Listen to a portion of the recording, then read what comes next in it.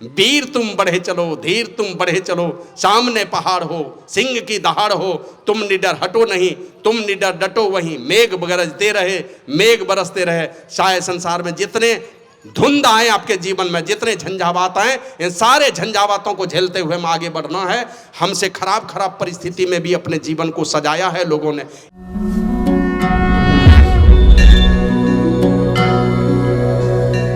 मनुष्य शरीर के साथ में का नर तन भव वारिधि कहां बेरो, बेरो नाव, ये नाव है मनुष्य शरीर इस संसार सागर से पार करने के लिए।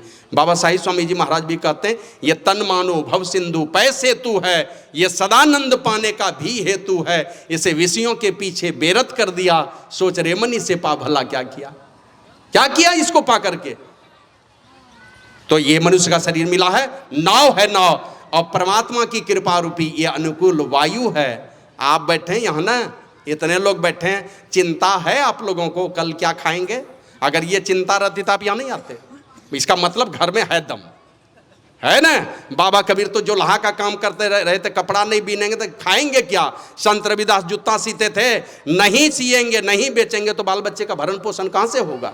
नहीं करेंगे कमाई तो दान कहाँ से करेंगे। और आप यहाँ बैठे हैं तो वो स्थिति अभी नहीं है जैसा आज से 25-50 साल हम लोग जो दुख देखे हैं। बहुत दुखमय जीवन हम लोगों ने देखा, हमारे माता पिता ने देखा। हम लोगों के सामने परमात्मा ने बढ़िया परिस्थिति पैदा किया है। घर में देखिए माता पिता संपन्न लोग हैं, बढ़िया चावल दाल सब्जी रोटी दही पापड़ सब चीज़ मिल रहा है खाने के लिए, समय पर अच्छे कपड़े मिलते हैं। तो ये सारी अनुकूल व्यवस्था है, और शरीर भी सही सलामत हम लोगों को दिया है। और ये परमात्मा की कृपा रूपी अनुकूल वायु है। देखते हैं ना, इस पार से जब हम लोग नाव से उस पार, तो देखिएगा उस समय पाल नहीं टंगेगा जी। टंगेगा पाल कब, जब हवा बहने लगती पूरब के तरफ नाव को ले जाना है, और पछिया हवा बहने लगा, खाली पाल टांग दिया और पतवार थाम करके रखा है, नाव अपने चली जाएगी, है ना। यही अनुकूल वायु परमात्मा ने दे रखा है।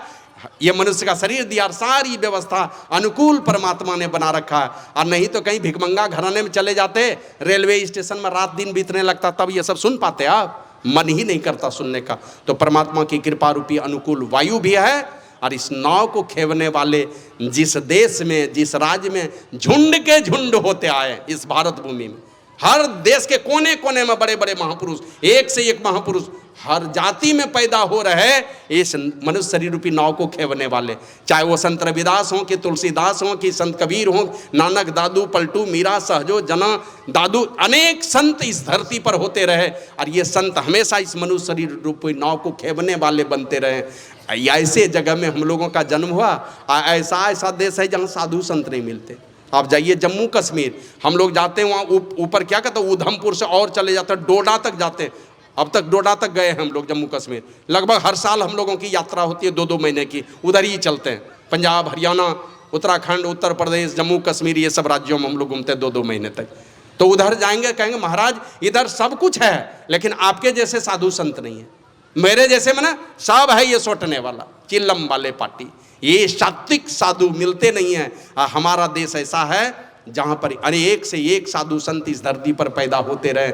और जहाँ जा कर के टेढ़े मेढ़े डगर पर चलने वाले लोगों ने भी जाके अपने जीवन को सजाया।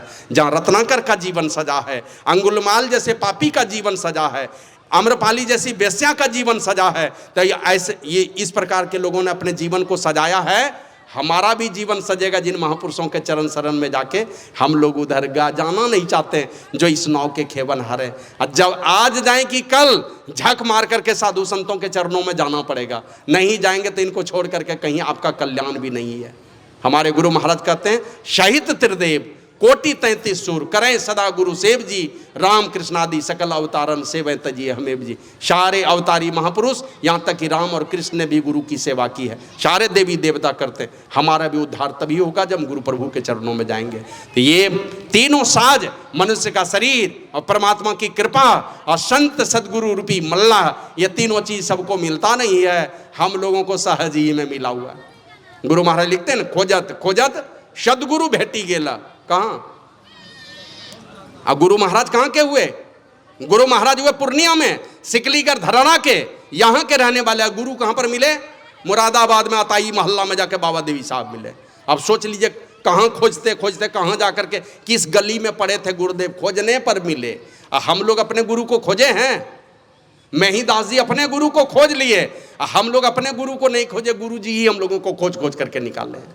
ये तो हमारा सौभाग्य है, कहीं हम लोग गए नहीं गुरु को खोजने के लिए। हमारे गुरु महाराज पहले गुरु खोजे, उनसे शिक्षा दीक्षा लेकर के पहले आत्म कल्याण किया, और फिर डिबिया जला करके खोज खोज करके गांव गांव में नगर नगर में घूम घूम करके अब जब चले गए शरीर छोड़ करके, तो चमार जाति में, संथाल जाति में, सूड़ी तेली में, कोयरी कुम्हार में, इधर ग्वाला में, सब जाति में एक से एक साधु पैदा कर दिया कि अब मैं नहीं हूं तो मेरा ये प्रतिनिधि बन करके गाँव गाँव में घूम घूम करके प्रचार करेगा। तो ये हमारा सौभाग्य है, तीनों साज मिलता नहीं और हमको मिला हुआ है। भगवान श्री राम कहते हैं, जो न तरई भव सागर नर समाज अस्पाई, सो कृत निंदक मंदमती आत्महन गति जाई।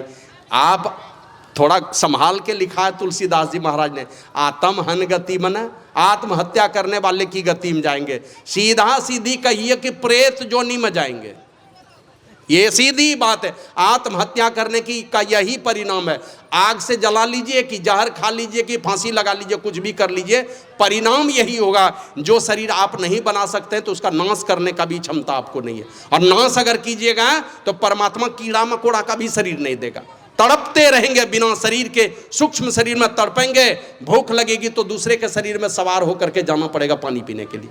तो ये सारी बात उस आत्महत्या करने वाले की गति में जाएंगे, माना प्रेत जोनी में चले जाएंगे। आवश्यकता है महापुरुषों से युक्ति सीख करके और संतों की युक्ति के मुताबिक क्रम क्रम से मानस जाप, मानस ध्यान, दृष्टि साधन और नादानुसंधान का अभ्यास है संत मत की साधनों में। इन साधनों को सीख करके नियमित रूप से सत्संग करें, नियमित रूप से ध्यान करें, सदाचार का पालन करें, और जहाँ तक बन पड़े ईमानदारी की कमाई करते हुए जहाँ तक बन पड़े सत्संग की सेवा करें, साधु संतों को बुलाएं, बार बार उनसे मिलें और समाज में रहें, मीठी बोली बोलें, ज्योति से ज्योति जगाते चलो और प्रेम की गंगा बहाते चलो, राह में आए जो दीन दुखी सबको गले से लगाते चलो। ये भाव रख करके चलिए और एक भावना ये हमेशा बना करके रहिएगा कि हमारा ये जो देश है, ये आज़ादी हमें ऐसे नहीं मिली है, बहुत लोगों की कुर्बानी है, बहुत लोगों ने जान गंवाया है। माना अंग्रेज लोग तोप के मुंह पर बांध देता था और फायरिंग कर देता था, गोला, और चिथड़ा चिथड़ा उड़ जाता था।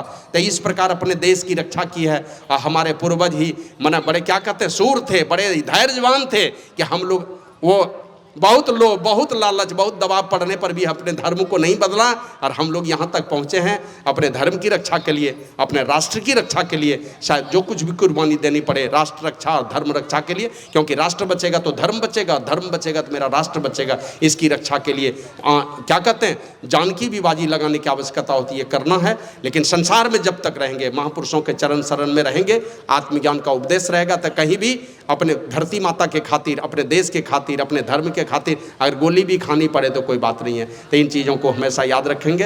देश के लिए जिए, समाज के लिए जिए, ये धड़कन, ये सांस हो मातृभूमि के लिए, अपने मातृभूमि के लिए भी थोड़ा सोचें और समाज में जहाँ तक रहें। ये सारी दुनिया क्या कहते हैं, अभी देखते हैं ऐसा ऐसा हमारी बहनें रात को आती हैं 9 बजे रात में, 9 बजे रात को कहीं मेरी बहन आई, बहुत लोग हिसाब लेने वाले हैं, इसकी बेटी कहाँ गई थी। आपका बेटा आता है 10 बजे रात में, 11 बजे रात में दारू पी करके आता है। कभी बाप हिसाब लिए? जिस समय नहीं पीता था, नया जवान लड़का था, कभी कोई हिसाब लेने की कोशिश की है? तो बेटा बेटी दोनों का हिसाब हर माँ बाप को रखना चाहिए। और आप बेटे और बेटियां जो हैं, इन दोनों के विषय में यही कहना चाहूँगा। हीरा देखते हैं ना, खरोच अगर लग जाए हीरे की कीमत खत्म, हीरे में खरोच आ गया कीमत खत्म। आइए छड़ देखते हैं, सरिया बिल्डिंग बनाने में, इसमें थोड़ा जंग भी लग जाए ना तो 150 कम रेट में बिक जाएगा। हीरे में खरोच आने पर भी नहीं बिकता है। बेटी हीरा है, हीरे को देखते हैं ना, क्या कहते हैं, बक्से में बंद करके रखता है, किसी मैं क्या कोई शीशे वाले बर्तन में बंद करके रखता है। तो उसी तरह वो हीरा है, हीरा बेटी। और ये बेटा जो है ये सरिया है, थोड़ा जंग लगता है तो भी समाज स्वीकार कर लेता है। अब बेटी में थोड़ा भी खरोच अगर लग जाए तो समाज उसको स्वीकार नहीं करता है। तो पवित्रता का आचरण हो, है ना, बेटा है कि बेटी, रहिए संसार में पवित्र। हमारे यहाँ एक जीपीएस थे भिखारी ठाकुर, वो कहते थे अपने बेटे को कि बेटा जूते में इतना पॉलिश मारना कि तुम्हारा चेहरा झलकते रहे, उस जूते में इतना पॉलिश मार कर रखो, माने जीट जाट में रहो, खूब बढ़िया सज धज करके रहो, जूते में इतना पॉलिश मारो, कपड़े में इतना क्रीच बना करके रखो, एकदम चकाचक पहनो, और जूते में भी तुम्हारा चेहरा दिखलाई पड़ना चाहिए, लेकिन चरित्र को भी इतना सजा करके रखो कि तुम्हारे सामने में कोई जाए तो उसको अपना चेहरा का गंदगी दिखलाई पड़ने लगे। तो बढ़िया चरित्र बना करके रहिए। बेटा और बेटी ये दोनों माता पिता, हर माता पिता, बेटा और बेटी जब दुनिया में चलता है, माँ बाप का अभिमान उनके साथ में होता है, माँ बाप का स्वाभिमान उनके साथ में होता है। अब बेटा बेटी जो पढ़ने लिखने वाला है ना, बैग लेके जो चलता है ना, तो उस बैग में देखते हैं ना, टिफिन दे दिया, पानी का बोतल दे दिया, किताब कॉपी दे दिया, वो क्या कहते हैं ज्योमेट्रिकल बॉक्स दे दिया, कंपास जिसको कहते हैं, सब भर दिया। लेकिन जानते हैं और भी रहता है उस झोले में बंद, क्या रहता है? बाप बेटा बेटी के कंधे पर जो बैग है, उस बैग में और एक दो चीज बंद रहता है। वो क्या बंद है? माँ बाप का स्वाभिमान बंद रहता है उसके अंदर में। उसी बैग में भरा हुआ है माँ बाप का स्वाभिमान। अब माँ बाप का स्वाभिमान दुनिया में फैला सकते हैं, और नहीं तो उस बैग का वैल्यू नहीं किए तो माँ बाप की प्रतिष्ठा जहन्नुम में मिला देंगे।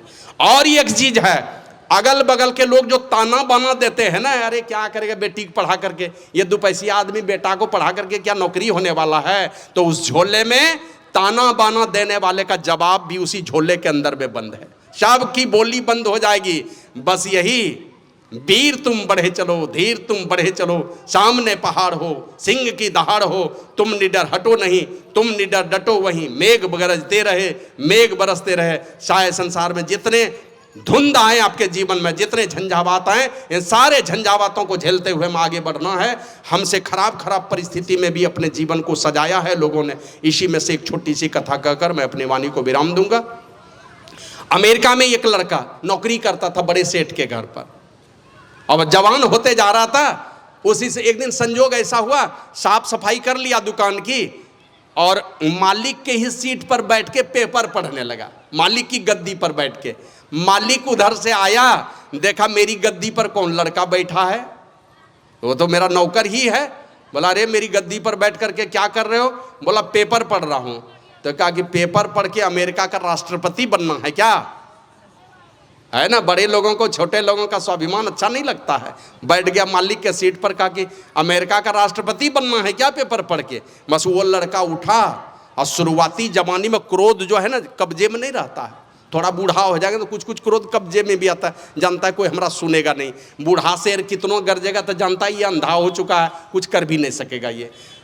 तो जैसे बोला पेपर पढ़ के अमेरिका का राष्ट्रपति बनना है क्या, बस उठा और मालिक के मुंह पर ही पेपर फेंक के मार दिया, ऐसे फेंक दिया पेपर मालिक के तरफ। तो देख लिया कि जवान लड़का गुस्सा गया, बोला अरे कहाँ जाने लगे?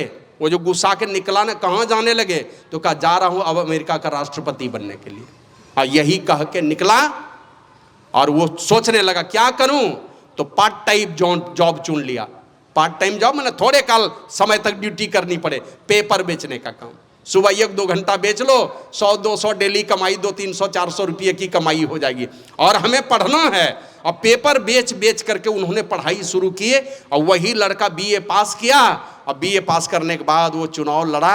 वही लड़का अमेरिका का राष्ट्रपति अब्राहम लिंकन बना।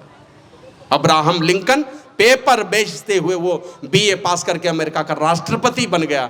इसलिए संसार में रहिए, लेकिन वो राष्ट्रपति बनने के बाद भी बाद में पता चला कि किसी बदमाश ने उनको गोली मार दी और वो मर गया है बाद में। तो वही उन्होंने अपनी आत्मकथा में लिखा था, यदि उस समय मालिक ने डांटा था, अगर मैं वो नहीं पढ़ता, अमेरिका का राष्ट्रपति बनने का ख्वाब नहीं देखता, अगर जीसस की शरण में चला जाता, ईसा मसीह की शरण में चला जाता, तो उसका भक्त होकर के मनता तो कम से कम दुर्गति तो नहीं होती, और नहीं तो साधना करके मैं ईसा मसीह के समान ही बन सकता था। इस शरीर में वो कुव्वत है, वो क्षमता है। और संतों का सानिध्य अगर प्राप्त करें तो संसार के लोगों की संगति में इंजीनियर, डॉक्टर, कलेक्टर, प्रोफेसर कुछ भी बनेंगे, लेकिन 60 वर्ष के बाद रिटायर कर जाएंगे। और संतों के सानिध्य में जाकर के 10वें द्वार में प्रवेश करेंगे, उस परमात्मा में मिलकर हम प्रभु प्रभु हम एक ही होई, द्वंद्व द्वैत रहे नहीं कोई, मैं ही ऐसी आरती कीजिए, भव मह जन्म बहुरी नहीं लीजिए। बार बार जन्मने मरने का दुख ही सदा सदा के लिए समाप्त हो जाएगा।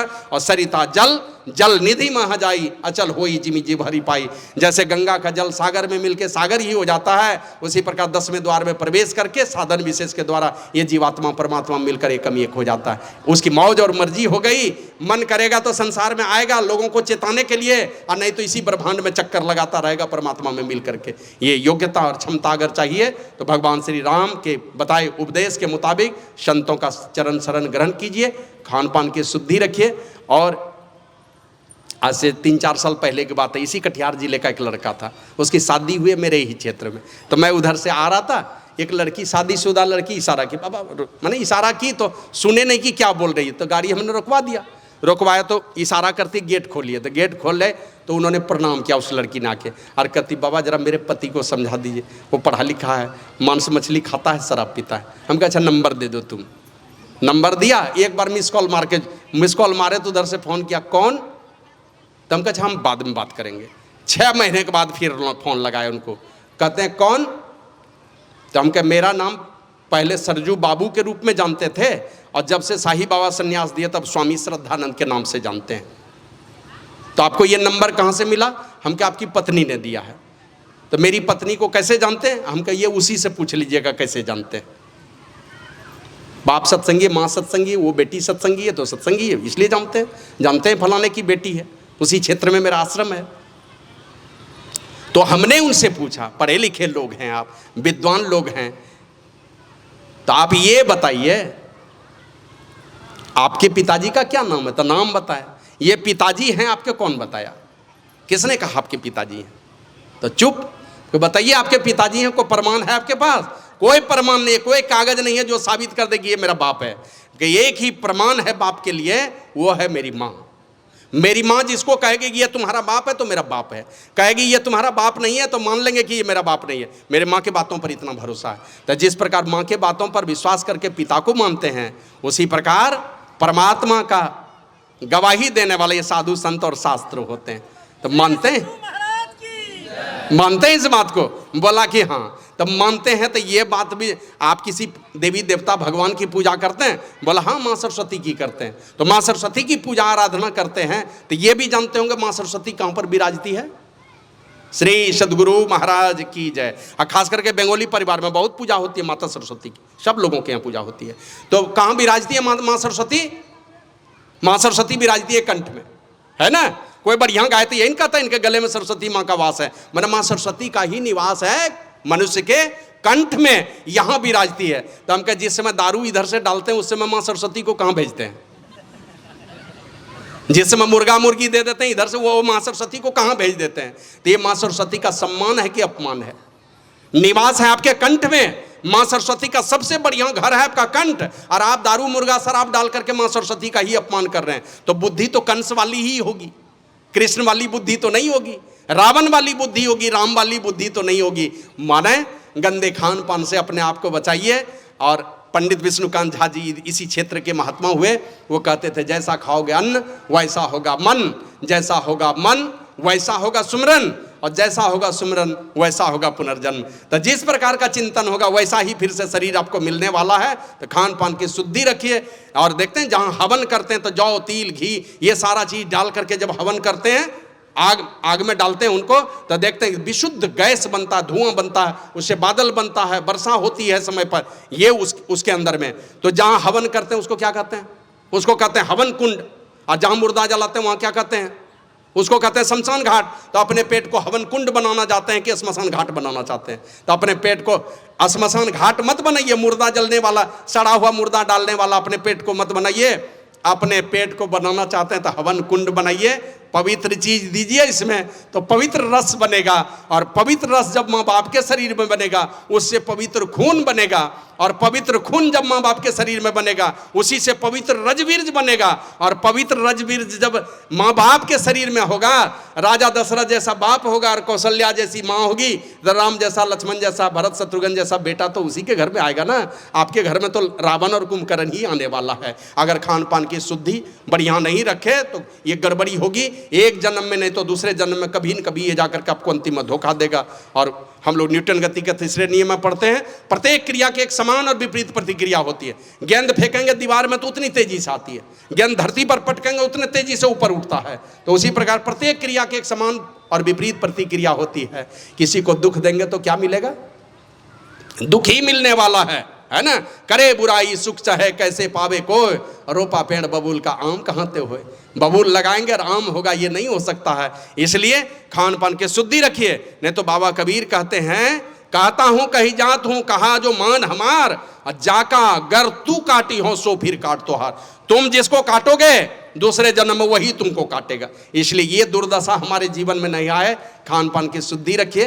और ऐसे भी देखते हैं ना, जानवर को जिस समय आप काटते हैं ना, पहले डरता है, पहले क्रोध करेगा तो ब्लड प्रेशर हाई हो गया, फिर डरेगा तो डरने से ब्लड प्रेशर लो हो जाता है। तो पहले हाई ब्लड प्रेशर का प्रभाव हुआ उस मांस में, फिर लो ब्लड प्रेशर का प्रभाव हुआ वो मांस में, और जब वो रोता है तो उनके आंसू का प्रभाव है उस मांस में। और रोने वाले जानवर का मांस खाएंगे, क्रोध करने वाले और डरने वाले डरे हुए जानवर का मांस खाएंगे, जिसका ब्लड प्रेशर लो है कि ब्लड प्रेशर हाई है, उसका मांस आप खाएंगे तो आपको निश्चित रूप से ये गठिया की बीमारी, ब्लड प्रेशर की बीमारी, ये सारी बीमारी देने वाला और अंतिम में आपको दुर्दशा प्राप्त कराने वाला भी शरीर मिलेगा कि आप मारे हैं तो वो भी आपको मारेगा। तो ऐसे खान पान की शुद्धि रखिए, गंदे खान पान से बचा करके रखिए। संसार में पवित्र चीज़ है, संसार में हमारे गुरु महाराज ने सीधे सीधे कहा, दारू गांजा भांग अफीमा ताड़ी चंडू मदक कोकीना सहित तंबाकू नशा है जितने, तजन योग तजडारो तितने। और मांस मछलियाँ भोजन त्यागो, सद्गुण खान पान में पागो,